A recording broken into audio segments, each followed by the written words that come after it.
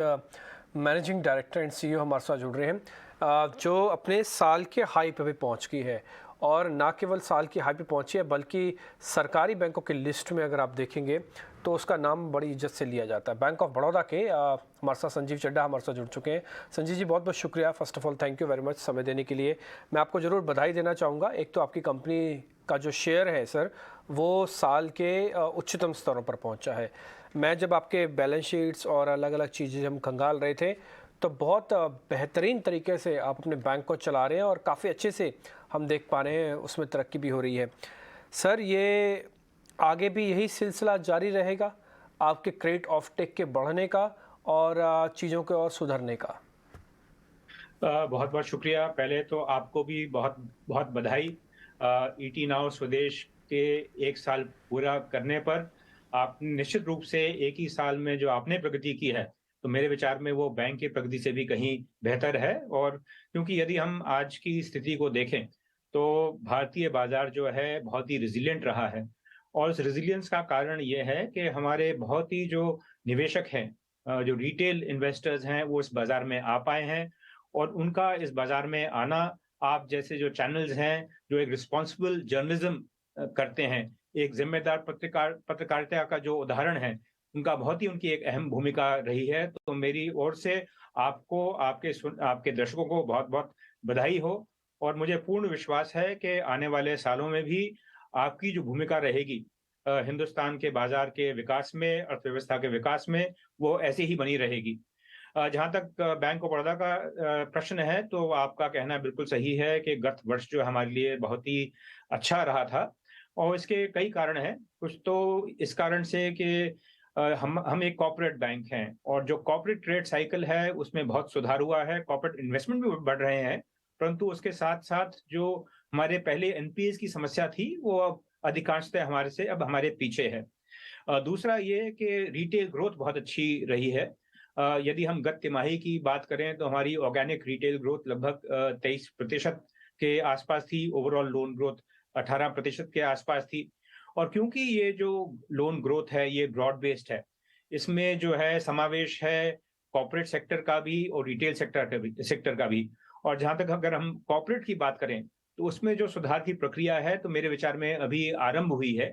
इसलिए मैं आशावान हूं कि आने वाली तिमाहियों में भी बैंक का जो प्रदर्शन है, वो बेहतर रहेगा। और बैंक जो है, आप ही की तरह भारत की अर्थव्यवस्था के विकास में अपनी जिम्मेदारी निभा पाएगा। राइट। गुड मॉर्निंग चड्ढा साहब, अजय शर्मा बोल रहा हूँ।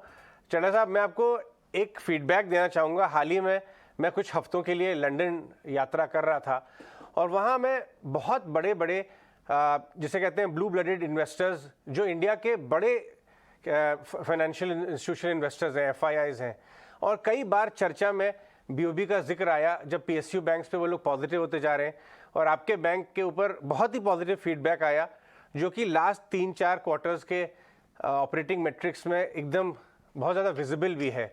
तो बहुत बहुत बधाई, इन्वेस्टर्स बहुत अच्छा फीडबैक दे रहे हैं। सर, अगर मैं आपसे ख़ास तौर पे ये पूछना चाहूँ कि आगे आने वाले क्वार्टर्स में जो एक व्यू बन रहा है कुछ इन्वेस्टर्स का और एनालिस्ट का, कि वर्स्ट ऑफ एनपीए इश्यूज तो इंडस्ट्री के लिए ही पीछे हो गए हैं, अब समय आ रहा है जब सब कुछ रिटन ऑफ है ऑलरेडी, कि राइट बैक्स का साइकिल शुरू होगा आगे आने वाले क्वार्टर्स में पीएसयू बैंक्स के लिए, तो बीओबी के लिए भी होगा वो शुरू। वो कब से हो सकता है आपके हिसाब से? उसकी कितनी गुंजाइश है? देखिए, ऐसा है कि रिकवरीज तो पिछले कुछ तिमाहियों से आती रही हैं। परंतु ये था कि एक बैलेंस होता है कि आपकी स्लिपेजेस कितनी है और आपकी रिकवरीज कितनी है। तो पिछले कोविड की वजह से स्लिपेजेस भी थोड़ी एलिवेटेड थी, इसलिए जो रिकवरी का नेट इम्पैक्ट था बैंक के मुनाफे पे, वो अपेक्षाकृत थोड़ा कम था।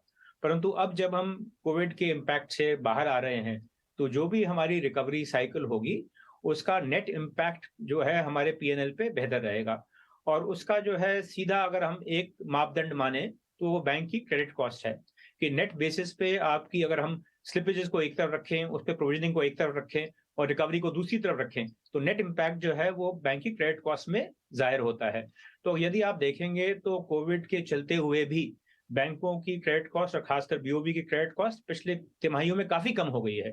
और मैं ये कहता आ रहा हूं कि हालांकि हो सकता है कि थोड़े बहुत चैलेंजेस कुछ सेक्टर में हों, क्योंकि जैसे अगर हम उदाहरण दें, एमएसएमईज में अभी भी थोड़ी बहुत समस्याएं हैं, परंतु यदि हम ओवरऑल पर्सपेक्टिव लेते हैं, अगर आप एक व्यापक परिप्रेक्ष्य देखते हैं, तो उसके अंदर जो है क्रेडिट कॉस्ट आगे भी और कम होने की गुंजाइश है, और उसकी वजह से बैंक के जो मुनाफे हैं उस पे जो उसका इम्पैक्ट होगा वो डिस्प्रपोर्शनेट होगा।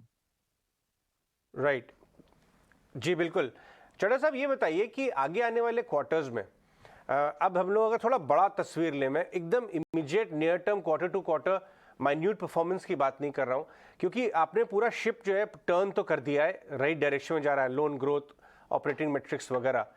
आगे आने वाले कुछ क्वार्टर्स की बात करें, 4 से 8 क्वार्टर्स, तो मैनेजमेंट का स्ट्रेटेजिक डायरेक्शन या फोकस एरिया इस समय क्या होगा इमीडिएट? तो मेरा ख्याल जो ग्रोथ की हम बात करते हैं, तो ग्रोथ के कई इंजन होते हैं। उसमें रिटेल एक इंजन रहा है, उसके अंदर हमारे कुछ ऐसे सेगमेंट्स थे जिसमें ग्रोथ बहुत अच्छी रही। उदाहरण के तौर पर हमारी कार लोन जो है लगभग हर वर्ष पिछले 2-3 वर्ष से 20% प्रतिवर्ष बढ़ रहे हैं। परंतु होम लोन्स जो हैं वो थोड़ी उनमें ग्रोथ कम थी, तो उसमें भी हम बेहतर ग्रोथ देखने को हमें मिल रही है। और क्योंकि होम लोन लगभग रिटेल का 70% है, इसलिए उसका एक इम्पैक्ट बहुत ज्यादा होता है। परंतु उससे भी अधिक यदि आप व्यापक परिप्रेक्ष्य देखें, तो अगर हम पिछले सालों में देखेंगे, तो देखिए बैंक में ग्रोथ का एक ही फॉर्मूला होता था कि आप जो है अपनी ब्रांच नई खोलिएगा, नई रिक्रूटमेंट करिएगा, अपना डिपॉजिट नए लीजिएगा और अपना कारोबार बढ़ाइएगा। परंतु एक वो जो टेम्पलेट था वो अब थोड़ा बदल गया है। यदि हम बीओबी की बात करें, तो आज की तिथि में हमारा परमानेंट स्टाफ 3 वर्ष में जो फिगर था उससे कम है। हमारी ब्रांचों की संख्या जो है तब से 10-15% कम है, परंतु उसके बावजूद हम जो है वाई जो है लगभग 18% एडवांसेस ग्रोथ दे पाए हैं। उसका कारण केवल एक है कि जो टेक्नोलॉजी में इन्वेस्टमेंट्स हुए हैं, जो कोविड के चलते डिजिटलाइजेशन हुई है, उसका एक बहुत ही बड़ा असर पड़ा है। आज की तिथि में यदि मुझे ग्रोथ करनी है 10%, 15%, 20%, इसका मतलब ये नहीं है उसके लिए मुझे उसी अनुपात के अंदर ब्रांच खोलनी है या मुझे उसी के अनुपात के अंदर रिक्रूटमेंट करनी है, क्योंकि डिजिटलाइजेशन की वजह से प्रोडक्टिविटी में बहुत ही इजाफा हुआ है। दूसरा, अब हम उस दौर में आ गए हैं जो पार्टनरशिप का दौर है। बैंक सब कुछ अपने आप नहीं कर सकते। अब कोलैबोरेशन, एनबीएफसीज के साथ कोलैबोरेशन, फिनटेक्स के साथ कोलैबोरेशन वो बहुत ही अहम होती जा रही है। उसका भी वही असर होता है कि आप जो ग्रोथ है अपना मोमेंटम सस्टेन कर सकते हैं, ना केवल आप जो इन्वेस्टमेंट कर रहे हैं उसके कारण, पर आपके जो पार्टनर्स इन्वेस्टमेंट कर रहे हैं उसके कारण भी आपका ग्रोथ मोमेंटम जारी रहेगा। तीसरा जो है, यदि हम रूरल और सेमी अर्बन की बात करें, जहां डिजिटल डिवाइड है, तो वहां बीओबी ने वो डिजिटल डिवाइड जो है ब्रिज किया है बीसीज के द्वारा, बिजनेस कॉरेस्पॉन्डेंट के द्वारा।